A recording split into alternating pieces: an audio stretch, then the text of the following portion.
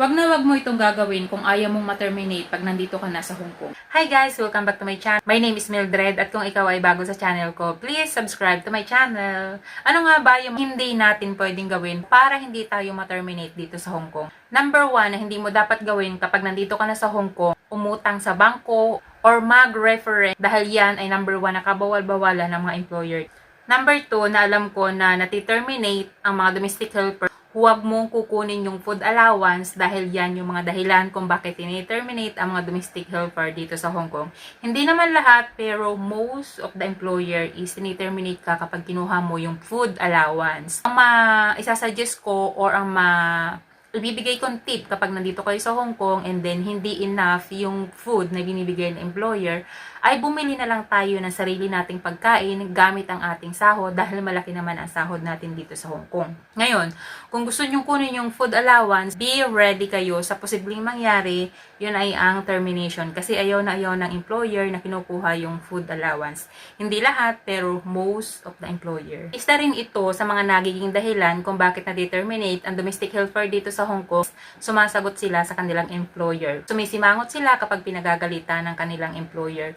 Yan yung mga kaayaw-ayawan ng mga employer dito sa Hong Kong. Ang tip ko, kapag napapagalitan ka, huwag kang sasagot, or kahit nasa tama ka, pwede kang mag-explain ng nasa mahinahon kasi meron dito mga employer na hindi tumatanggap ng explanation. So kapag pinagalitan ka, ano ka lang, huwag ka lang sasagot.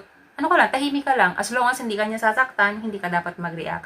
Yun ang maibibigay ko na tip, pero kung gusto nyong ipaglaban, kung gusto nyong mag-explain kung anong nararapat, pwede kayong mag-explain, pero tulad ng sabi ko, pwede kayong gumamit sa malumanay na paraan, pero may mga amo talaga na hindi tumatanggap ng explanation, pero hindi lahat, okay? So, be ready lang kayo sa mga ganong sitwasyon. At isa pa sa mga dahilan kung bakit nati-terminate ang domestic helper dito sa Hong Kong is dahil pagdating dito sa Hong Kong ay parang sila na yung amo, facially sa pananamit. So, magsusuot ka na naka-short, naka-spaghetti, ganyan.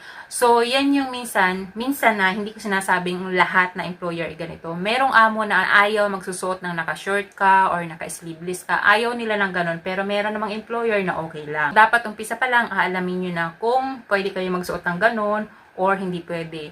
At isa din ito sa mga dahilan kung bakit nati-terminate ang domestic helper dito sa Hong Kong is nagpapalate sila ng uwi kapag day off nila. So, pag sinabi ng employer na 8 o'clock dapat nasa bahay ka na, sundin nyo yung sinabing oras ng inyong employer dahil yun ang roles nila. Tulad ng sabi ko, pwede kang mag-complain, pero dapat be ready ka sa anumang pwedeng mangyari tulad nga ng termination. Pwede mong ipaglaban na ang day off natin ay 24 hours kasi merong mga domestic helper na nakakapag-day off ng 24 hours kasi yung ibang mga domestic helper dito guys, meron silang boarding house. So 24 hours talaga yung day off nila pero depende yun sa amo.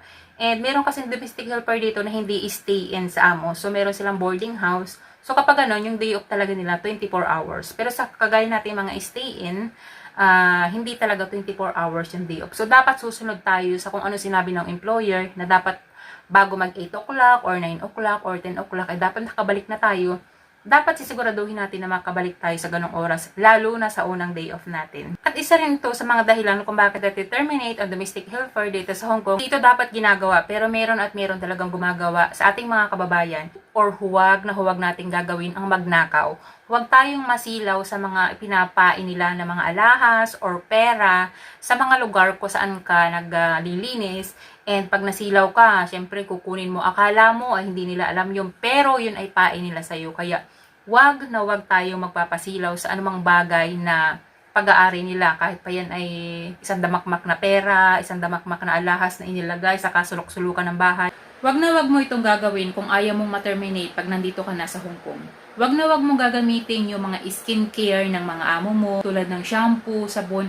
Wag mong panghasing gamitin yun dahil pag naamoy nila na ginamit mo yung shampoo at yung mga sabon nila ay pwede ka nilang i-terminate. Kasi may mga amo na ayaw na pakikialaman yung kanilang mga personal na gamit. Sino ba namang gustong pakialaman yung mga personal na gamit? Wag mo itong gagawin kung ayaw mong ma-terminate kapag nandito ka na sa Hong Kong. Wag mong isasama sa video or sa picture kung ano man yung alaga nyo. Kunwari yung alaga nyo ay bata, or matanda, or aso, or pusa, and inisama nyo siya sa inyong pagre-reels. Ayun ay kabawal-bawalan ng amo. Hindi naman lahat, pero most of the employer ay ayaw na sinasama yung kanilang mga relatives. Kunwari, yung mga alaga ninyo, ayaw nila na napapublic kasi yung mga amo kalimitan is napaka-private person. So, i-respect natin yung privacy ng ating mga amo. So, wag tayo bida-bida or wag tayong pasikat na pwede nating isama sa ating reels ang ating mga alaga. Hindi naman lahat, pero most of the amo ay ayaw na isinasama or inipopost sa social media yung kanilang anak, yung kanilang nanay. Ako talaga, alam ko talaga na yan yung number one na kabawal-bawalan kasi yung nung dating ko dito, ang alaga ko kasi ay 2 bata. So yung number one na kabawal-bawalan nakalagay doon sa mahaba kong listahan, wag na wag kong isasama sa video or sa picture yung mga anak nila. So yun, sinunod ko naman sila and bakit ko naman hindi sila susundin is yun yung rules. Dito kasing mga nagre-reels na sinasama nila sa reels yung kanilang mga alaga, okay lang yun sa amo nila kasi may mga amo na open-minded pero meron din namang no is a no, no is a big no. Masyado silang mag-privacy. And isa rin ito sa mga bagay na hindi mo pwedeng gawin kapag nandito ka na sa Hong Kong kung ayaw mo ma-terminate. Kapag Chinese New Year at binigyan ka ng ampaw, wag mong bubuksan sa harapan nila kasi yun ay malas or parang rude. Kumbaga, ni-disrespect mo sila kasi nga binuksan mo sa harapan nila yung binigay nilang ampaw. Wag na wag nyo gagawin kapag nandito na kayo sa Hong Kong. Wag na wag mo itong gagawin kung ayaw mong ma-terminate kapag nandito ka na sa Hong Kong. Wag na wag ka mag-selfie kapag nandito ka na sa bahay nila. Iwasan mong mag-selfie sa kanilang bahay, kahit saan sulok ng bahay, mapwera na lang dito sa kwarto, ay pwedeng-pwede dahil ito nga ay ating privacy. Wag na wag mo talaga gagawin na mag-picture sa kanilang sala, nakaupo ka pa sa sofa nila. Once na malaman na nag-selfie ka and then ini-post mo sa Facebook, malamang determinate ka. Antayin na lang natin na kapag day off, ganyan. So, huwag tayong feeling bahay natin to, mag-house tour pa tayo, ganyan. So, yun ang iwasan natin kasi yun yung mga dahilan kung bakit ma-terminate dito yung mga domestic helper. And wag na wag mo itong gagawin kung ayaw mong ma-terminate kapag nandito ka na sa Hong Kong. Wag na wag kang uuwi na nakakainom ka.